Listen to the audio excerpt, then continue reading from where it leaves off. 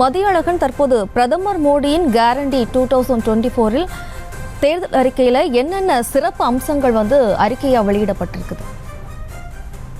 இந்த தேர்தல் அறிக்கையை பொறுத்த வரைக்கும் சங்கல் பத்திரம் மோடியினுடைய கேரண்டி 2024 2014ஆம் ஆண்டிலிருந்தே மோடியை முன்னிறுத்தி மட்டுமே தேர்தலை பாரதிய ஜனதா எதிர்கொண்டிருக்கக்கூடிய சூழலில் 2024ஆம் ஆண்டிலும் அதே போன்ற ஒரு நிலைதான். அதாவது மோடி தான் பிரதானமாக முன்னிறுத்தப்பட்டு இந்த தேர்தலை பாஜக சந்திக்கிறது. அந்த வகையில் இந்த தேர்தல் அறிக்கையும் கூட மோடியினுடைய கேரண்டி 2024 இந்த பெயரில் தான் இந்த தேர்தல் அறிக்கையிலும் இடம்பெற்று இருக்கிறது.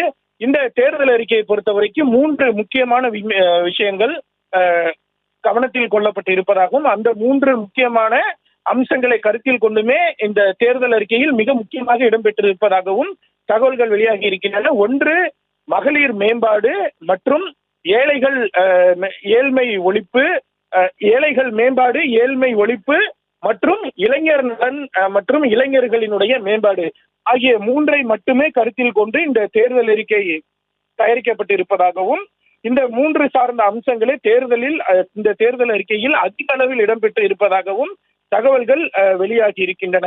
இந்த தேர்தல் அறிக்கை வெளியீட்டு நிகழ்ச்சியில் பேசிய தேர்தல் அறிக்கை தயாரிப்பு குழுவினுடைய தலைவர் ராஜ்நாத் சிங்கை பொறுத்த வரைக்கும் மோடியினுடைய உத்தரவாதம் என்பது 24 கேரட் தங்கத்திற்கு ஈடானது என்று பேசியிருக்கிறார். அது மட்டுமல்லாமல் 2014-19ஆம் ஆண்டு தேர்தல்களின் பொழுது என்ன மாதிரியான வாக்குறுதிகளை அளித்தோமோ அந்த வாக்குறுதிகள் அனைத்தும் நிறைவேற்றப்பட்டு இருப்பதாக அவர் தெரிவித்திருக்கிறார். இது தொடர்பாக ஒரு காணொலியும் தற்பொழுது ஒளிபரப்பப்பட்டது.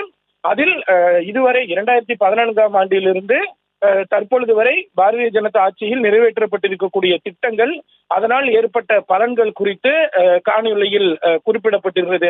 குறிப்பாக ஆயுஷ்மான் பாரத் உள்ளிட்ட பல்வேறு திட்டங்கள் செயல்படுத்தப்பட்டு அது பொதுமக்களுக்கு எவ்வாறு பயனாக அமைந்தது என்பது குறித்து அந்த காணொலியில் இடம்பெற்றிருந்தது. அதே போல இந்த தேர்தல் அறிக்கையில் இடம்பெற்றிருக்கக்கூடிய அனைத்து வாக்குறுதிகளையும் நாங்கள் நிறைவேற்றுவோம் என்றும், இந்த வாக்குறுதிகள் அனைத்துமே நிறைவேற்றப்படக்கூடியவைதான் என்றும், குறிப்பாக மகளிர், ஏழை மற்றும் இளைஞர்கள் இந்த 3வரை கவர்ந்திருக்கக்கூடிய வகையில்தான் இந்த தேர்தல் அறிக்கை இருக்கும் என்றும் தெரிவிக்கப்பட்டு இருக்கிறது. குறிப்பாக மோடியினுடைய கேரண்டி என்பதுதான் இந்த தேர்தல் அறிக்கையினுடைய மைய கருத்து.